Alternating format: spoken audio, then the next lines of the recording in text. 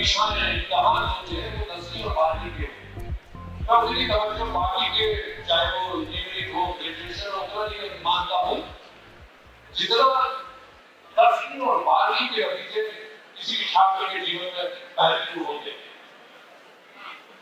इसके महत्वों का अंदाजा आप इससे लगा सकते हैं कि 10वीं और 12वीं के जब एग्जामिनेशन होते हैं तो पूरा परिवार इसमें जुड़ता है, माता पिता से लेकर भाई बहन तक उस बच्चे की तैयारी में सहयोग देते हैं। और मैंने देखा है कि जब जिस दिन पेपर होता है, एग्जामिनेशन होता है, परीक्षा होती है, उस दिन उस सेंटर के बाहर माता पिता तब तक वहां पर मौजूद रहते हैं जब तक कि बच्चा एग्जाम देकर बाहर नहीं निकला। तो ये बड़ा महत्वपूर्ण एग्जाम है और आप लोगों ने बहुत ही अव्वल अंक हासिल किए इसी वजह से, और इतनी बड़ी संख्या बताती है कि हमारे बच्चों ने कितने मेहनत से विशिष्ट दर्जा हासिल किया। यही बच्चे आगे जाकर देश की बागडोर संभालेंगे। और यह भी बात सही है कि पढ़ाई का रोजगार से सीधा नाता, उसका सीधा रिश्ता है। जिस देश की, राज्य की पढ़ाई अच्छी है उसके बच्चों के आगे बढ़ने के ज्यादा चांसेस हैं। ये सही है कि आपने अगर देखे तो दक्षिण राज्यों की तुलना में जो हिंदी पढ़ने के राज्य हैं उन्होंने पढ़ाई पर बहुत ज्यादा ध्यान दे दिया। अगर हम देखें तो माध्यमिक शिक्षा के तो हमारे हर जगह पर अच्छे विद्यालय मौजूद है, लेकिन उनकी संख्या सीमित है, उन स्कूलों की संख्या सीमित है। किसी समय यह होता था कि हर जिले में जो जिले का स्कूल होता था वो शिक्षा का एक बड़ा केंद्र होता था, लेकिन अब देखने में आता है कि जिले के जो स्कूल्स है, विद्यालय है, माध्यमिक विद्यालय है, उनकी चमक अब उस तरह की नहीं रही है, उन्होंने अपनी चमक खो दी। जबकि दक्षिण के राज्यों की तुलना करें तो हिंदी पढ़ने के राज्यों की तुलना में उन्होंने ज्यादा कहा। यही वजह है कि आज अगर देवी तो बहुत सारे ऐसे बच्चे हैं जो इस फॉर्म में मौजूद हैं, जो बेंगलोर, चेन्नई, बंगलौर और उच्च शिक्षा के लिए अन्य स्थानों पर हैं। तो हम सभी से आज हमारे दोनों मंत्री मौजूद हैं, मैं चाहूंगा इस दिशा में निश्चित रूप से काम होना चाहिए कि बिहार शिक्षा का एक बड़ा केंद्र बने ताकि हमारे बच्चों को कहीं बाहर जाना ना पड़े।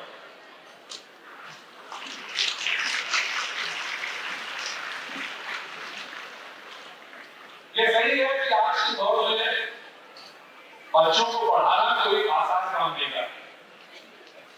टेक्नोलॉजी ने पूरा परिदृश्य बदल दिया, पूरा लैंडस्केप जो है वो बदल गया है। पढ़ाई के तौर तरीके भी बदले और नई चीजें उसमें शामिल हुई। लेकिन आप सभी लोगों ने सुना होगा आर्टिफिशियल इंटेलिजेंस का नाम, तो बड़े विद्वान हैं, वो कह रहे हैं कि अगले 5 साल में वो पूरे सब चीजों को, हमारे जीवन के सारे आयामों को बदल देगा। जो चीजें हमने सोची नहीं है वो आर्टिफिशियल इंटेलिजेंस के माध्यम से, जितनी हम लोग अभी तक परफेक्ट नहीं कर पाए, वो सब आर्टिफिशियल इंटेलिजेंस के माध्यम से हो। और उसका क्या असर होगा अभी हम लोग अभी पूरी तरीके से अंदाजा नहीं लगा पाए। लेकिन आप सभी लोग जानते हो कि इस टेक्नोलॉजी के दो ये दुधारी तलवार की तरह है, इसके दो आयाम हैं। एक तो जानकारी का, एनसाइक्लोपीडिया का एक स्रोत है, आपका मोबाइल है, उसके माध्यम से आप कुछ जानकारी हासिल कर सकते हैं और वो कुछ मिनटों और कुछ सेकंडों में आप हासिल कर सकते हैं, जिसके लिए आपको दूर बड़ी लाइब्रेरी से जाना पड़ता था, उसमें से छांटना पड़ता था, किताबें देखनी पड़ती थी। लेकिन टेक्नोलॉजी ने उसको बहुत आपके हाथ में सौंप दिया, लेकिन साथ में उसकी एक चुनौती थी। अगर हम लोग उस टेक्नोलॉजी का सही तरीके से उपयोग करेंगे तो वो एक अभिशाप भी बन सकती है। अब ऐसा देखने आता है यहाँ पर मौजूद जो 10+ के 11 बच्चे बिना मोबाइल के तो हम लोग जीवन की पाठ्यक्रम नहीं कर सकते, और बच्चों के पास भी सबके पास मोबाइल है, और इस समाधान में मौजूद मुझे लगता है कि 99% बच्चों के पास मोबाइल है। तो ये ऐसा नहीं कि टेक्नोलॉजी का एडिक्शन या मोबाइल का एडिक्शन तो बच्चों में बड़ों में भी नहीं है। अगर मैं अपनी ही बात करूं तो अगर मैं ऑफिस में मोबाइल भूल जाऊं तो मुझे बेचैनी होने लगती है। तो ये हम लोग को रास्ता देखना होगा, एक रास्ता तलाशना होगा कि कैसे हम लोग मोबाइल के साथ, टेक्नोलॉजी के साथ एक रिश्ता कायम कर सके, उसकी जो अच्छाइयां हैं उसको ग्रहण कर सके, और उसके साथ में और जो उसका एडिक्शन है उससे बच सके। इसके बारे में अभी तक कोई विमर्श नहीं हुआ, कोई चर्चा नहीं हुई। इस पर सभी लोगों को ध्यान देने की जरूरत है। मैं आज अंत में केवल बच्चों से एक ही अनुरोध करना चाहूंगा, और बाद में बड़ी करने को है, आप लोग बहुत अच्छे अच्छे बच्चे हो, बहुत ही अच्छे मार्क्स लेके आए हो, पढ़ने में बहुत होशियार हो। केवल मेरी एक ही सलाह है कि मोबाइल का जुडिशियस न्यायोचित इस्तेमाल करें, उसके एडिक्शन से बचें, और आप लोग सभी लोग जीवन में सफलता की सीढ़ियां चढ़ते हैं। ऐसी प्रभात खबर की ओर से, मेरी ओर से कामना है। आप सभी पधारे यहाँ पर, आप सभी का अभिनंदन। आप ये करें। श्री नित्यानंद जी का आपका परिवार की तरफ से स्वागत करना चाहूंगा। मैं विशेष रूप से स्वागत करना चाहूंगा बिहार के उप मुख्यमंत्री माननीय सम्राट चौधरी जी का, और मैं स्वागत करना चाहूंगा श्री फैजान मुस्तफा साहब, वाइस चांसलर पटना के, और उसके साथ जितने भी हमारे पंचायत से यहाँ पर हैं, मैं सभी का परिवार की तरफ से स्वागत करना चाहूंगा। और मैं विशेष रूप से स्वागत करना चाहूंगा उन बच्चों का जिनके लिए इस कार्यक्रम का आयोजन किया गया। मैं चाहूंगा कि बच्चे अपने लिए जोरदार तालियां बजाएं। और मैं स्वागत करना चाहूंगा उनके साथ उनके परिवार के साथ आए हुए हैं, गुरुजन आए हुए हैं, शिक्षक आए हुए हैं, खासतौर पर परिवार की तरफ से मैं सबों का हार्दिक जैसे स्वागत करना चाहूंगा। हमारे सर ने बहुत सारी बातें बताई, और क्योंकि बच्चों में ये अभ्यास है कि उनको जल्दी से जल्दी मेडल मिले, उनका सम्मान हो। मैं अपनी बातें बहुत संक्षेप में रखना चाहूंगा।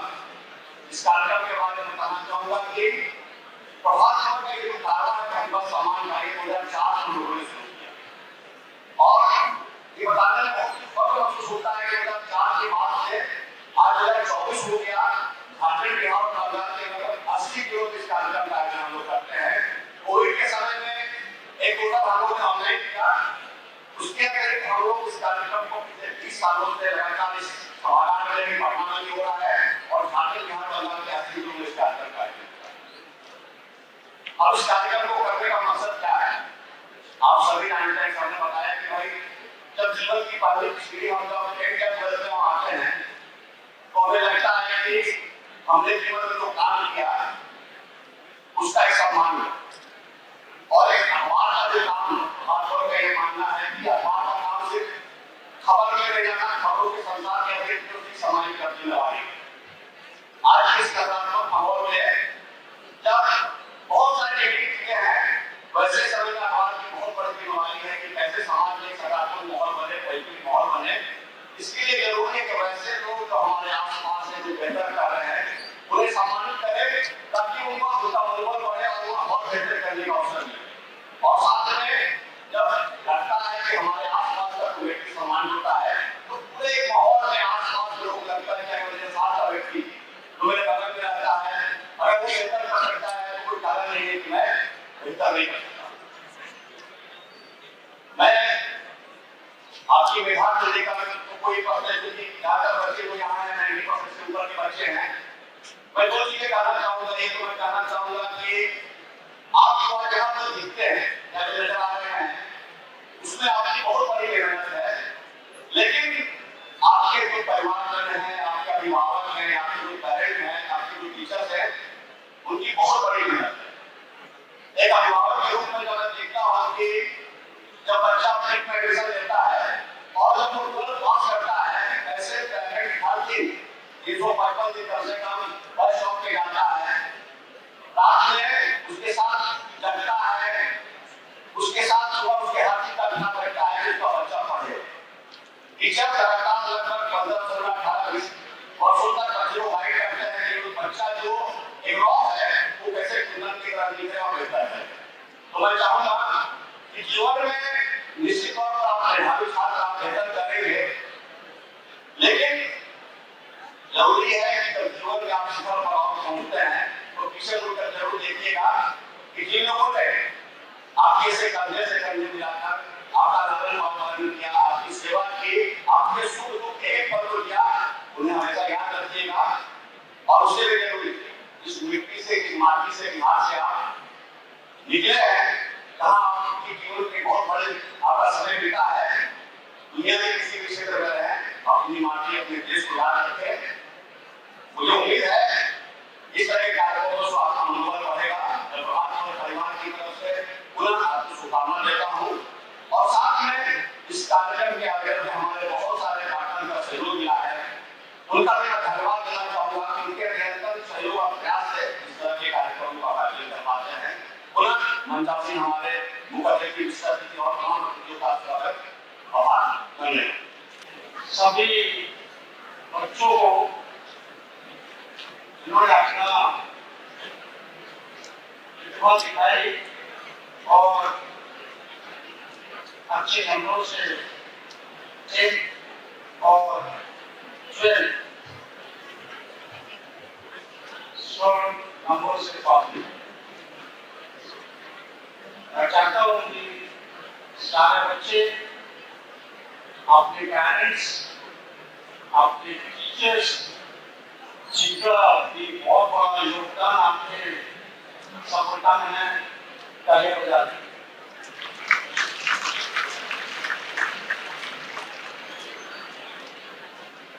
ऐसा teacher and senior vice president साहब ने बोला है कि आपकी सफलता में योगदान बहुत लोगों का होता है। टीचर्स का सबसे पहले, पेरेंट्स, पिताजी, माताजी, भाई और आपके दोस्तों का भी बहुत बड़ा योगदान होता है कि आपकी सफलता में किन सारी बातों की सबसे महत्वपूर्ण भूमिका होती है। तो 9, 10, 11, 12 4 वर्ष होते हैं पूरे जीवन के सबसे महत्वपूर्ण। मेरा मानना यही है कि यदि व्यक्ति इन 4 वर्षों में थोड़ा त्याग तपस्या कर ले, थोड़े से अपने सुख सुविधा और अपने जो जिसे मस्ती कहते हैं उससे दूर होकर अगर पढ़ाई पे कंसंट्रेट करे तो पूरा जीवन उसका सार्थक होता है, पूरा जीवन सुखमय होता है। पूरा जीवन जो आप उपलब्धि हासिल करते हैं उस पर गर्व करते हैं आपके टीचर्स, आपके अभिभावक, आपका प्रदेश और राष्ट्र सभी। तो मैं समझता हूं कि 10th आपने पास किया है, 11 और 12th 2 वर्ष बहुत महत्वपूर्ण है। बड़े सोच समझ कर कदम उठाइए, आगे बढ़िए और सही संस्थान का चयन करते हुए आगे बढ़कर अपने लक्ष्य की प्राप्ति करें। ये आशीर्वाद भी मैं देता हूं, ये आपको सजेशन भी देता हूं। साथ ही साथ जो 12th पास कर गए उन्होंने अपना चयन कर लिया था, कोई भी रास्ते आप आगे बढ़ रहे थे, हम आपके लिए सिर्फ आशीर्वाद प्रेषित कर सकते हैं। आगे आकर आप सिविल सर्विसेज करें, लॉ मैनेजमेंट करें, कुछ और भी क्षेत्र में आप अच्छे प्रोफेशनल बने। लेकिन सबों के लिए एक बहुत महत्वपूर्ण बात मुझे जो समझ में आता है, हम डॉक्टर बने, इंजीनियर बने, आईएएस बने, आईपीएस बने, लॉ प्रोफेशनल बने, जो कुछ भी बने, लेकिन सबसे ज्यादा जरूरी है कि एक अच्छे इंसान बने। आपकी सेल्फ स्टडी का टाइम बढ़ना पड़ेगा, क्योंकि बच्चे ज्यादा पढ़ रहे हैं। किसी भी टॉप 100 बच्चों से मिलेंगे जिनके स्कोर अच्छे आए हैं तो आप देखेंगे उनकी सेल्फ स्टडी बहुत अच्छी होती है। पढ़ने का तरीका आपको सही रखना पड़ेगा और सारे संबोधन में कॉमन चीजें आपको सुनने मिली होगी कि आपको डिस्ट्रैक्शन से दूर रहना पड़ेगा। जो भी मोबाइल फोन है या सोशल मीडिया है उनसे आपको दूर रहने की जरूरत होती है। तो ये सारी चीजें आपको ध्यान में रखना है और आपने बहुत अच्छा परफॉर्म किया है। 90% से अब वाले सारे बच्चे हैं, बहुत सारे बच्चे 99 परसेंटाइल वाले भी हैं। तो आप में हाई स्कोरिंग हैबिट है, इसको कंटिन्यू करना है। जब आप किसी कॉम्पिटिटिव एग्जाम की तैयारी करेंगे तो वहां पे शुरुआत में स्कोर कम हो सकते हैं, लेकिन आपको अपना धैर्य, पेशेंस नहीं खोना है और अच्छे गाइडेंस में अगर आप अच्छे से प्रिपेयर करते हैं तो आपके स्कोर मेंटेन कराए जा सकते हैं और वो प्रैक्टिस से ही आएगा। और आप ऑलरेडी प्रैक्टिस में हैं, आप लोग मेहनत करने वाले बच्चे हैं। अपनी बात मैं यहीं पे खत्म करूंगा और मैं चाहूंगा कि आप खूब अच्छे से पढ़ें और अपने स्कोर को और बढ़ाएं और सफल हो। Thank you. प्रभात खबर को विशेष तौर पर धन्यवाद देना चाहता हूं कि इतनी बड़ी संख्या में लोगों को बुलाकर हमारे बच्चे जो पटना के बच्चे हैं, बिहार के बच्चे हैं, उनको सम्मानित करने का काम कर रहे हैं। तो मैं विशेष तौर पर प्रभात खबर को सरकार की ओर से धन्यवाद देना चाहता हूं साथियों। और ये स्वाभाविक है, ये ज्ञान की धरती है, ये मगध है। देश के यशस्वी प्रधानमंत्री पहली बार चुनाव जीतने के बाद, देश के प्रधानमंत्री बनने के बाद पहली बार जब बिहार आए, तो आज से जो लगभग 800 वर्ष पहले तक जो हमारा गौरवशाली इतिहास था, नालंदा यूनिवर्सिटी, उसको फिर से बसाने का काम इस देश के यशस्वी प्रधानमंत्री नरेंद्र मोदी जी ने फिर से नालंदा को बसाने का काम किया। आदरणीय मुख्यमंत्री नीतीश कुमार जी ने किया। लेकिन साथियों, मैं ये कहना चाहता हूं कि इस देश में सबसे बड़ी परीक्षा होती है यूपीएससी और यूपीएससी की, उससे बड़ा परीक्षा इस देश में कोई नहीं होता है। और इसलिए हमें गर्व है। अभी आशुतोष जी कह रहे थे कि बिहार के विकास में हम उतना काम नहीं कर पाए। ये बात हो सकती है, सच्चाई हो। हम क्वालिटी के जगह पर क्वांटिटी की चिंता करने लगे, हम संख्या बढ़ाने लगे। लेकिन आज भी हमें गर्व है, इस देश में सबसे ज्यादा यूपीएससी पास करता है तो वो बिहार के बच्चे ही पास करते हैं आज भी। और दुनिया में आप देखिएगा, इस देश में भी जितने कोचिंग सेंटर चल रहे हैं, वहां पढ़ने वाला भी बच्चा बिहारी है और पढ़ाने वाला भी बच्चा बिहारी है। इसलिए इस बिहार को बदलना है, इसमें कहीं दो मत नहीं है। आदरणीय प्रधानमंत्री जी नीतीश कुमार जी के नेतृत्व में डबल इंजन की सरकार में लंबे समय से काम चल रहा है। शिक्षकों की बहाली से लेकर एक व्यवस्था खड़ा किया गया। आज हमें ये चिंता भी हम लोगों को है कि हाउसिंग के प्लान हम करते थे टाउनशिप के। एशिया इस देश का सबसे बड़ा, हम लोग इतिहास के पन्ने में पढ़ते थे कि एशिया का सबसे बड़ा कॉलोनी कंकड़बाग होता है, लेकिन हम बाद में इसको स्टार्ट नहीं कर पाए। लेकिन स्वाभाविक है, इस पूरे एजुकेशन के सेक्टर में पूरा बदलाव लाना है। हम थोड़ा इनसिक्योर फील करते हैं, सरकारी नौकरी की तरफ ज्यादा देखते हैं। हम लोगों की सरकार ने 2020 में यहाँ नित्यानंद जी बैठे हैं, ये अध्यक्ष हुआ करते थे हमारी पार्टी के। तो हम लोगों ने तय किया था कि पार्ट 2, 7 निश्चय पार्ट 2 में 10 लाख सरकारी नौकरी देंगे। अभी 2 दिन पहले हम लोगों ने कैबिनेट में तय किया कि इसको 10 लाख नहीं, 10 लाख से 12 लाख नौकरी बिहार के बच्चों को देने का काम बिहार की सरकार करेगी। और स्वाभाविक है, जो बच्चे हमारे टैलेंटेड हैं, आप सोचिए, हम लोग जब पढ़ते थे तो 90% पास करने वाला यूनिवर्सिटी का टॉपर हुआ करता था। समय बदला है, आज एवरेज बच्चे भी 90 पास कर रहे हैं, 98.9% मार्क्स आ रहे हैं, 99.7% मार्क्स आ रहे हैं। तो हमको अपने में और क्वालिटी लाना पड़ेगा। और स्वाभाविक है, इसलिए मैंने कहा कि बिहार हेजिटेट करता था, अपनी बातों को रखने से पीछे हटता था। और क्योंकि हम अंग्रेजी नहीं बोल पाते थे, हम बिहार के बच्चे दुनिया में जाकर अच्छे अच्छे काम हमने किया। IITN हम हुए, दुनिया को सींचने का काम हमने किया। इसलिए मैंने कहा टॉप भी हम ही होते हैं, लेकिन बोरा उठाने वाला भी बिहारी ही होता है, इसमें कहीं दो मत नहीं। मजदूरी करता है, लेकिन हमको अपने क्वालिटी को और अच्छा करना है। और हम जरूर प्रभात खबर को जरूर आश्वस्त करेंगे, सरकार भी पूरी तरह प्रयास करेगा कि हमारे बच्चे कम से कम बाहर जाएं, क्योंकि हमें एहसास है कि आज भी 20,000 करोड़ रुपया बिहार का मेडिकल के सेक्टर में, इंजीनियरिंग करने के सेक्टर में अदर फैकल्टी में हमारे बच्चे, लाखों बच्चे बिहार से बाहर जाकर पढ़ाई कर रहे हैं। ये हमारे लिए चिंता का विषय है, क्योंकि हमने प्राइवेट इंडस्ट्रीज में उतने काम को नहीं किया। सरकारी स्तर पर हम लोगों ने मेडिकल कॉलेज, इंजीनियरिंग कॉलेज बनाने का काम किया, लेकिन प्राइवेट सेक्टर्स में हमारे कॉलेजेस नहीं बढ़े। हम लोगों ने अब प्रयास शुरू किया है कि इसको भी आगे बढ़ाना है, क्योंकि इसमें एक तरह से इन्वेस्टमेंट करना है, कानून का राज भी स्थापित करना है, और ये सारी व्यवस्था गांव तक, एक एक पंचायत तक पहुंचे। हमारे मेडिकल कॉलेज की स्थापना हम अभी तक जिला में सोच रहे हैं।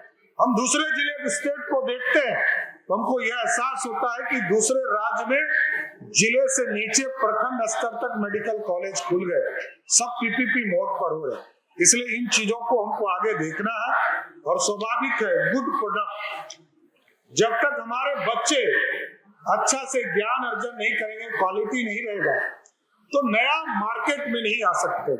और जब मार्केट नहीं होगा तब अच्छा प्रोडक्शन और मार्केटिंग, ये जो हमारा गुड प्रोडक्ट, गुड मार्केट और गुड मार्केटिंग करने की जो व्यवस्था है, इसको हम ठीक नहीं कर पाएंगे। इसलिए हम बिहार के सभी नौनिहाल बच्चों को, उनके अभिभावकों को प्रभात खबर की तरफ से जो ये आयोजन किया गया है, मैं सबको शुभकामना भी देता हूँ, और सुंदर बिहार और विकसित बिहार और देश श्रेष्ठ बने, इसमें आपका योगदान मिले। बहुत बहुत धन्यवाद। एक विजन पे हम लोग काम करते आए हैं कि कैसे इस यूथ माइग्रेशन को बिहार से रोका जाए। मैं खुद बिहार से हूँ, मैं खुद पटना से रहने वाला हूँ, तो मेरी कोशिश ये रही है कि किसी भी तरह से बच्चे के साथ जो इकोनॉमी जो यहाँ से ट्रांसफर हो रही है दूसरे स्टेट में, उसको किस तरह से रोका जाए। मैं इसमें कार्यरत हूँ, हमारी पूरी टीम, इम्पैक्ट कॉलेज की पूरी टीम कार्यरत है। इसमें हम लोगों ने विभिन्न कोर्सेज भी स्टार्ट किया, जिसमें कि मैनेजमेंट, मीडिया, आईटी, कॉमर्स, इन सब में अंडर ग्रेजुएट के साथ साथ पोस्ट ग्रेजुएट कोर्सेज भी हमने लॉन्च किया है। और साथ ही साथ हमने लीगल स्टडीज में इम्पैक्ट कॉलेज ऑफ लॉ का भी स्थापना किया है, जिससे कि बच्चों को अब लीगल स्टडीज करने के लिए बिहार से बाहर नहीं जाना पड़े। हमारा कोशिश यही रहा है कि बच्चे यहीं पे रहें, वो इकोनॉमी, वो जो पैसे बिहार से बाहर चले जाते हैं, वो हमारे देश में ही रहे, ताकि हम लोग अपने बिहार को और सशक्त बना सकें और डेवलपमेंट के मार्ग पे ले जा सकें। इसलिए मेरा एक ही नारा रहेगा, study in Bihar, make Bihar a strong state. क्योंकि माननीय मंत्री जी यहाँ मौजूद हैं, नीट और कल नेट की परीक्षा के बारे में भी आपने देखा कि सरकार ने स्वयं उसको कैंसिल किया। मैं पहले एक बड़ी बात कहना चाहता हूं कि भारत की शिक्षा व्यवस्था की सबसे बड़ी समस्या ये है कि ये ओवर रेगुलेटेड है और ग्रॉसली अंडर फंडेड है। बहुत कम पैसा शिक्षा के क्षेत्र में सरकार खर्च करती है। न्यू एजुकेशन पॉलिसी जो यशस्वी प्रधानमंत्री जी लाए थे और बड़ी प्रोग्रेसिव थी, उसका टारगेट तक हम बिल्कुल नहीं पहुंच रहे हैं कि कितना पैसा हमें खर्च करना चाहिए। मुझे लगता है हमारी शिक्षा पद्धति में, और ये जिस तरीके का फंक्शन प्रभात खबर ने ऑर्गेनाइज किया है, मैंने बहुत से आर्टिकल लिखे हैं प्रभात खबर के लिए, हम बहुत एग्जाम सेंट्रिक। कोई भी एजुकेशनल सिस्टम जो परीक्षा केंद्रित हो, वो अच्छा सिस्टम नहीं है। अगर एग्जाम समाप्त हो जाए तो बहुत अच्छा होगा। आप लोगों ने 90% नंबर प्राप्त किए हैं, बहुत अच्छी बात है, लेकिन वो भी बच्चे जिनके 80% नंबर आए या 50% नंबर आए, वो खराब बच्चे नहीं हैं। अक्सर जीवन में वो बच्चे उन बच्चों से बेहतर करते हैं जिन्होंने टॉप किया होता है। जब एक परीक्षा से एडमिशन होता है तो हमेशा अमीरों का फायदा होता है, कोचिंग सेंटर्स का फायदा होता है, जो अर्बन सिटीज में रहते हैं बच्चे उनका फायदा होता है, जो गांवों में रहते हैं बच्चे उनका नुकसान होता है। तो क्या ये मुमकिन है कि हम कहें कि जो 12वीं की एग्जाम है उसके मार्क्स का वेटेज 50% होगा, नीट और जेईई और क्लैट का वेटेज 30% होगा, और जैसा पूरे विश्व में होता है कि एक स्टेटमेंट ऑफ पर्पस लिखाया जाए कि आप क्यों इंजीनियर बनना चाहते हैं या क्यों डॉक्टर बनना चाहते हैं। जो में आपको मन लगे जो आपके मन को खुशी दे, जो आपके माता पिता को सुख चैन दे, जीवन में वही बनना और वही करना, पक्का वही करना है ना। कोई काम न छोटा होता है, न कोई काम बड़ा होता है। आप जिस दहलीज पे खड़े हो, मेरे प्यारे प्यारे बच्चों, छोटे छोटे मेरी बहनें और भाइयों, वो बहुत महत्वपूर्ण है। जीवन का यथार्थ यही है कि जिस दहलीज पे हम खड़े होते हैं, यानी वह यथार्थ की पांव जिस पर हम थमाए होते हैं, अगला कदम जहां हमारा पहुंचने वाला है, हम उसकी ओर देखते हैं, और जब वहां जाते हैं तो फिर हम दूसरी यथार्थ की बात करते हैं। हर उस अवस्था में आने वाला व्यक्ति, जैसे मेरी अवस्था में हो, चाहे हमसे सीनियर सिटीजन हो या आपके उम्र से बड़े लोग हो, उसको एक सुभद्रा कुमारी चौहान, अगर मैं शायद गलत नहीं बोल रहा हूँ, तो उसको एक कविता बहुत अच्छा लगता है, आजा बचपन फिर एक बार, आता है कि नहीं? लेकिन किसके मन में आता? जिसके पास समस्याओं का अंबार नहीं होता। समस्या तो हर व्यक्ति की जिंदगी में आने ही आने हैं, लेकिन वह समस्या जो बोझ बन जाए और जिंदगी को रोक दे, ऐसी समस्या अगर आ जाती है तो सुभद्रा कुमारी चौहान का वह बचपन आजा फिर एक बार फिर की वह कविता भी नहीं आ रही। मैं अभी बात कर रही थी कि आप पर बहुत सिलेबस का बोझ रहता है, और मैं जहां तक देखा हूं कि आप अपने बिहार के लोगों के मन पर भाषा का बोझ रहता था, और उस हीन भावना से हमारे स्टूडेंट्स दबे होते थे, जिसको भारत के प्रधानमंत्री जी माननीय नरेंद्र मोदी जी ने समाप्त कर दिया और कहा कि हिंदुस्तान का कोई भी हमारा मेधावी छात्र, कोई भी भाई बहन जिसके अंदर प्रतिभा है, उसको कोई भाषा मार नहीं सकती। आगे आने वाले दिनों में सिलेबस ऐसा बना है और ऐसा मोदी सरकार ने निर्णय लिया है कि आप अपनी मातृभाषा में भी हिंदुस्तान के बड़े से बड़े, उच्च से उच्च और सर्वोच्च से सर्वोच्च परीक्षा को भी आप दे सकते हैं। इसलिए अब बोझ नहीं रहा। बहुत सारी शिक्षा पद्धतियों में बदलाव भी आया है, और मैं तो आपको स्पष्ट रूप से यह कहना चाहता हूं कि जब परीक्षा के समय माननीय प्रधानमंत्री जी बात करते हैं विद्यार्थियों से, हर वर्ष करते हैं, और परीक्षा को कैसे सरलता से और सहजता से लिया जाए इसके विषय में बताते भी है। इसलिए पढ़ाई और परीक्षा को कभी बोझ समझकर तो चलना ही नहीं चाहिए। परीक्षा में कभी बोझ है और नहीं पढ़ाई कभी बोझ है। बस अपने मन की रुचि को उसमें लगा देना है। जैसे अगर किसी कलाकार को किसी चित्र बनाने में अगर उसकी रुचि है तो रंग जाता है, तो आप अपने पढ़ाई में अपनी रुचि को जगा लीजिए, तो कभी भी पढ़ाई और परीक्षा आपको कठिन नजर नहीं आएगा। आज यहाँ 90% से ज्यादा अंक लाने वाले हमारे यहाँ बच्चे खड़े यहाँ बैठे हैं और 11 बजे से बैठे हैं। मैं तो आपकी प्रतिभा की परीक्षा तो एग्जाम में हो गई है, लेकिन आपकी धैर्य की परीक्षा तो आज इस कृष्ण मेमोरियल हॉल में हो गया कि आप इतने समय से बैठे हैं। तो ऐसे प्रतिभावानों में अगर धैर्य है तो मैं समझता हूं कि जिंदगी की कोई भी समस्या आपकी जिंदगी को रोक नहीं सकता है। मैं दावे के साथ कह सकता हूं। और आपके सामने आपको देखकर जो 90 से कम अंक लाने वाले विद्यार्थी होंगे वो सोच रहे होंगे कि आपको पार करना है, और यहाँ बैठे हुए लोगों को अपने से ज्यादा अंक लाने वालों को पार करने की कोशिश का मन होता होगा। तो एक मन आप अपनी प्रतिभा को कभी कम नहीं होने दीजिए, कभी कम नहीं होने दीजिए। और एक चीज जरूर है कि मैं एक बड़े भाई होने के नाते कह रहा हूं कि एक विषयों की ज्ञान जितनी आवश्यकता है, एक समय के बाद जिंदगी को व्यवहारिक ज्ञान भी जीवन को सफल बनाने में होता है।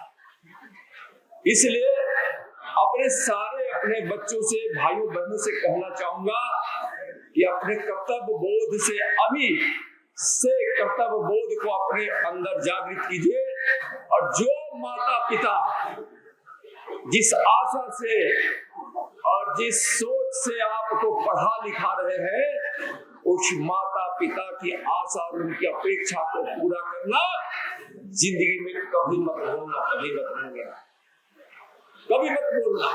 आप देश के भविष्य हो, देश के नागरिक हो, आप और आपके घर के लोगों का, आपके माता पिता का ऋण है, आप पर समाज का ऋण है, आप पर गुरु का ऋण है, आप पर मित्र का ऋण है, आप पर इस देश का ऋण है, भारत माता का ऋण है। जब मौका मिले उसको चुकाने में कभी पीछे नहीं हटना। आज यहाँ बैठे हुए प्रतिभावान लोग कल बड़े बड़े ओहदे पे जाएंगे, जो देश को चलाएंगे, राज्य को चलाएंगे, समाज को चलाएंगे।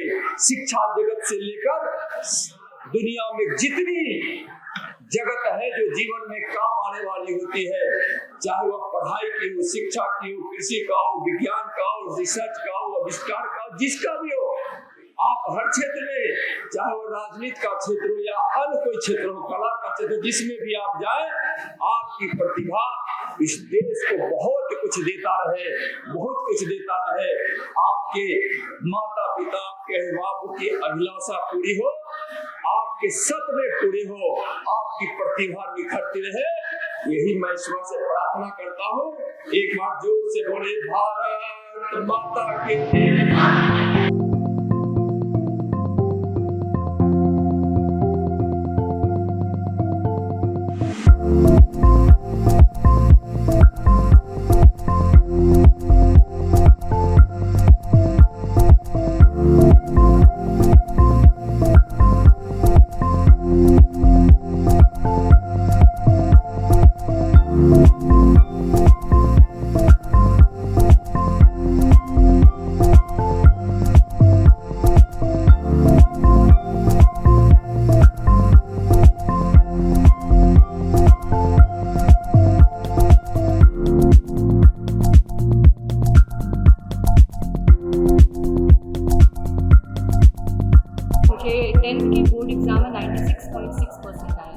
मुझे सबसे अच्छा फिजिक्स लगता है।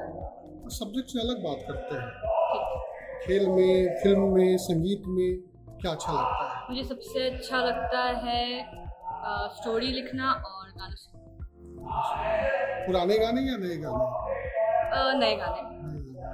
एक गाना गुनगुना दीजिए इसी बात पे, छोटा सा, जो भी आपको याद आता है। उस जमीने कैसे कटे जिंदा, कैसे हो तुझसे बात मेरी याद सताए। कनिका, आपने अपने पढ़ाई को और गाने को कैसे बैलेंस किया? देखिए, मेरा ये मानना है कि लाइफ में, लेकिन एज अ स्टूडेंट किसी के भी लाइफ में सिर्फ पढ़ाई नहीं होती, उसे सब करना चाहिए। उसे एक्चुअली टीवी भी देखना चाहिए, खेलना भी चाहिए, अपना उसको जो मन है, उसको अगर ड्राइंग पेंटिंग पसंद है तो पेंटिंग भी करना चाहिए। सब बैलेंस अमाउंट में करना चाहिए। कोई बच्चा सिर्फ पढ़ उससे मार्क्स आ जाएगा, लेकिन उससे कभी आपको करिकुलम में वो मतलब इंटरेस्ट ही नहीं आएगा। आप बस सोचिए कि हम बस पढ़ रहे हैं पर उसको कुछ है नहीं। लेकिन वही अगर आप अपने इंटरेस्ट को भी अपने उसके साथ करते हैं तो वो आपको ऐसा लगता है कि हाँ, मैंने कुछ किया। और ऐसा नहीं है कि अगर आप सोचते हैं कि अच्छा बस पढ़ने के अलावा कुछ और करेंगे तो पढ़ने से मन डाइवर्ट हो जाएगा, ऐसा नहीं है। अनटिल अनलेस कि वो आपको डिटोरिएट करता है, वैसा फैक्टर नहीं। कोई एक्स्ट्रा करिकुलर एक्टिविटी वो एकदम आपको डिटोरिएट नहीं करता है, बिल्कुल नहीं। वो आपके मेंटल हेल्थ को सपोर्ट करता है, फिजिकल हेल्थ को भी, स्पोर्ट्स भी। सिर्फ पढ़ाई के लिए सिर्फ आपके लिए ये नहीं चाहिए कि बस अच्छा रट ले या कुछ वैसा। इवन स्पोर्ट्स आपके मन को ये करता है कि आप और एंथुसियास्टिक होते हैं, आपको और मन करता है कि हम और पढ़ें, तो वो एक्चुअली हेल्प है, वो एक हेल्पफुल फैक्टर है। और वो अगर आप कोई चीज़ को चाहते हैं करना तो उसके लिए अपने आप वो समय निकल ही जाता है। और ये भी बात है, पढ़ाई के साथ कभी कॉम्प्रोमाइज़ करना नहीं। अगर आपको लग रहा है कि आपका जो लीजर फैक्टर है वो थोड़ा ज़्यादा बढ़ रहा है, आपकी पढ़ाई को हैम्पर कर रहा है, तो उसको उसी समय रोक देना है या फिर उसका थोड़ा कम करना है ड्यूरेशन, लेकिन एकदम उस चीज़ को बंद नहीं करना, क्योंकि लाइफ में सब चीज़ इंपॉर्टेंट है।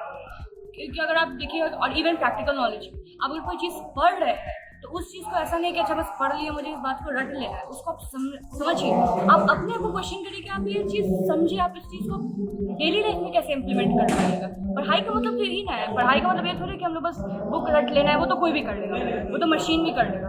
हमें उस चीज़ को समझना है कि वो लिखा क्या है, तब उसको अपने डेली लाइफ में इम्प्लीमेंट करना है। बहुत सब चीज़ें जो हम लोग सीखते हैं आजकल, लेकिन हम लोग अगर हमसे लिखने के लिए बोल दें एग्जाम में तो हम लिख लेंगे, लेकिन बाद में अगर कोई हमें उससे बोले कि उसे समझाओ तो हम चुप हो जाते हैं। तो मेन हमारा वो है कि जो हम पढ़ रहे हैं उसे ऐसा पढ़े कि हमारा मतलब कभी भी कोई भी पूछेगा उससे रिलेटेड कुछ भी बात हो तो हम उस पर अपना नॉलेज रख सकें। पढ़ाई मतलब नॉलेज, हमारे में नॉलेज होना चाहिए और उस नॉलेज को पाने की इच्छा होनी चाहिए। दीदी कहाँ की रहने वाली हो? मैं पटना की हूँ, कदम कुआं नवल किशोर। अच्छा, कितना परसेंट नंबर आया बाबू? मेरा 96.2% आया। 96.2। ये बताओ जी कि तुमको सबसे ज़्यादा किस में मज़ा आता है, क्या कौन सा काम करते हो? मुझे चित्रकारी करने में मज़ा आता है और स्पोर्ट्स में स्केटिंग। कितने दिन भर में कितनी पेंटिंग बना लेती हो? दिन भर में अभी एक पेंटिंग में बहुत समय लगता है, एक पेंटिंग 3-4 महीने चल जाता है अगर डिटेल के साथ बनाते हैं तो, क्योंकि मुझे निखुद पेंटिंग्स बहुत पसंद है, इसलिए उसमें ज़्यादा समय नहीं दे पाती हूँ क्योंकि मुझे पढ़ना भी होता है, तो एक पेंटिंग 3-4 महीने चल जाता है। अच्छा, ये बताओ कि तुमको पेंटिंग में अपना आदर्श किसको मानती हो? एक वैन गॉग करके लाइक पेंटर है, उनका पेंटिंग जो स्टाइल है वो मुझे बहुत पसंद है। और नहीं तो मेरे लाइक सर है, वो मेरे खुद के अंकल हैं, वो बहुत अच्छा पेंटिंग करते हैं, तो इसलिए वो मेरे आदर्श है मेरे पेंटिंग के लिए। अपना करियर तुम उसमें देखती हो? नहीं, तो करियर कहाँ देखती हो? करियर मेरा डेटा साइंटिस्ट की तरफ है और वो मेरा लाइक सुपीरियर करियर है। अगर मैं चाहूँ तो मैं एक सिविल सर्विस की तरफ लाइक वो मेरा सेकंड चॉइस होगा, फर्स्ट चॉइस मेरा डेटा साइंस की तरफ है। सेकंड चॉइस क्या बोली? Civil service. सिविल सर्विस में अगर तुमको IAS, IPS, IFS की नौकरी मिले तो तुमको एक साथ तीनों का ऑप्शन मिले तो तुम क्या बनना चाहोगे? IAS बनना चाहोगे।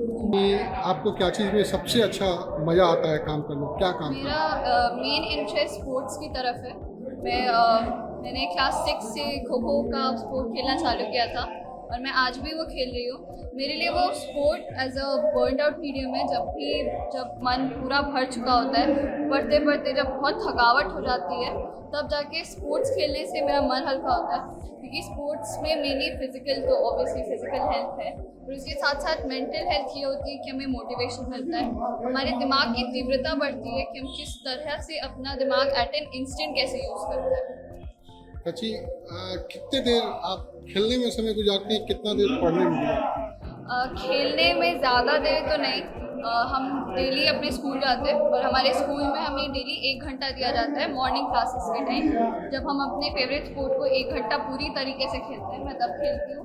और घर पे 1 घंटा मैं बैडमिंटन खेलती हूँ अपने भाई बहन कजिन्स एंड फ्रेंड्स के साथ। तो सिर्फ आदर्श किसको मानती हैं प्राची? मैं मेन आदर्श अपने फादर को मानती हूँ। मेरे फादर एक टीचर हैं और वो मुझे हमेशा बताते हैं कि क्या चीज़ें सही है और क्या गलत है और क्या हमें करती रहनी चाहिए। और वही हमेशा मुझे कहते हैं कि ज़्यादा पढ़ना नहीं चाहिए, 4 घंटे 5 घंटे बैठकर लगातार पढ़ रहे वो नहीं, टुकड़ों टुकड़ों में 45 मिनट 2 घंटे 1 घंटे स्टडी पीरियड्स को, सेशंस को बांट के हमें कंटिन्यू करनी चाहिए अपनी पढ़ाई।